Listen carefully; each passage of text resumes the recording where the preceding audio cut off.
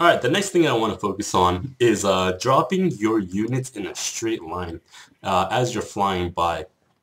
You see this done a lot with Zerg players and their Bane drops because it's very, very effective. Instead of just clicking D and clicking somewhere on the map, which makes the dropship go to that location and then unload everything, you can unload as you're flying by. Sometimes it's effective, especially, as I said, again, with the Banelings, but it can be advantageous for the Terran as well.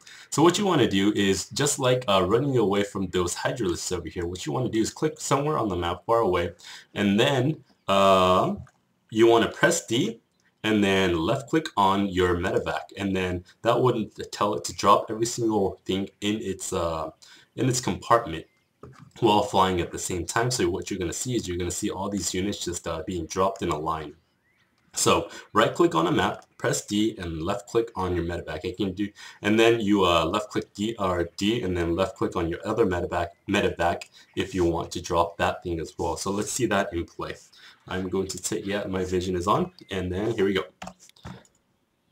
So it's rallied over, I click D, and then I click on one of the Medivacs, and you can see the straight line of units right here. And then you can rally it in. I mean, it can help you get a good concave on, I guess, some melee units. Okay, the last thing I want to focus on today is doing some micro with the dropship. And this is especially effective with tanks or Thors who do a lot of damage but fire at a slow rate. So basically what you want to do is you want to drop it, let them fire and pick it back up, and then that would reset their firing rate.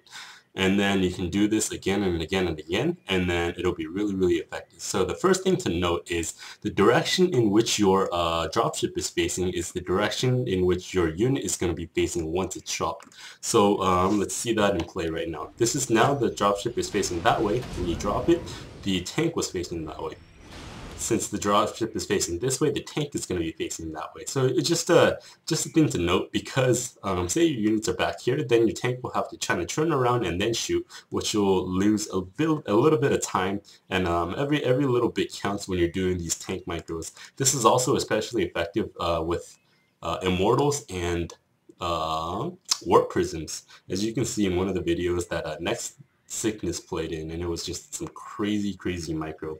But basically what you want to do is, if you have a Medivac with two tanks, as we do right here, you can click on one of them, which will unload that tank, and then as soon as you click it, well, not as soon as, but like you have to get the timing right, but you have to let it fire and then right click on that tank while you have your Medivac selected. So you have your Medivac selected at all times. You left click on the siege tank to drop it, and then as soon as it fires, you want to right click it so that Medivac can pick it up. And it's just something that you have to get your timing right on.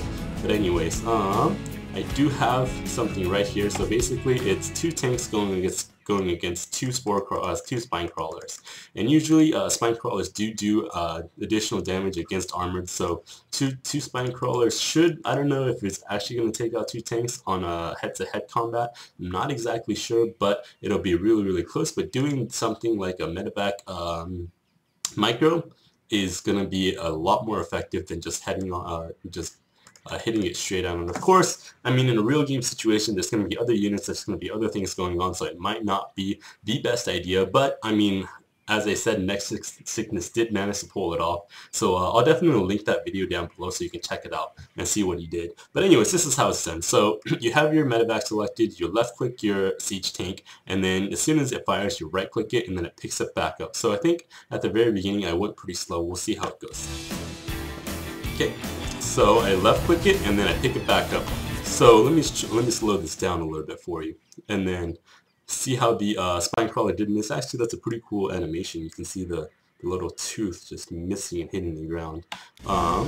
So I drop, it shoots, and then I pick it back up before it's damaged. So you can see the tanks that's not being damaged, and I did get 3 shots off on the spine crawler. So it's at 232 health. So let's see it keep going. And I might actually get stabbed once or twice here, but right now doing a decent job microing though. So job shoot, there was a hit right there, but if you do it right, it's not going to be able to hit your tank, as you saw right there. Oh, it did not get hit right there. So I mean, this is a very effective way of getting your tanks to take out some spine crawlers, especially with Immortals. Immortals do 50 damage against armored, and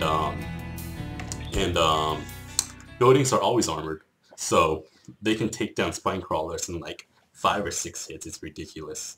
Anyways, I'm going to put this in normal speed. I'm going to speed it up a little bit just to show you what you can do. You can keep on clicking, left clicking here, and then right clicking, picking them up. It's going to take a little bit of time and a little bit of practice, but if you do it right, it could be pretty effective. So check it out. Remember that the way that the Medivac is facing is the way that the tank is facing, so as soon as it drops, you can shoot right onto the spine crawler, as opposed to if it was facing this way, then it have to turn around, and then it'll get hit by by that spine crawler. But basically, I'm not taking any more damage right now, and then being able to micro it like that, and I'm going to be able to take out that spine crawler without taking any more damage to my tanks. Alright, well, that's about it. I hope you enjoyed this tutorial. If you guys liked it, thumbs it up. Leave a comment down below. If you didn't, tell me what you didn't like. Or also tell me if you have any other questions, tutorials, and I'll definitely try to cast those in the future. Alright guys, thanks for watching.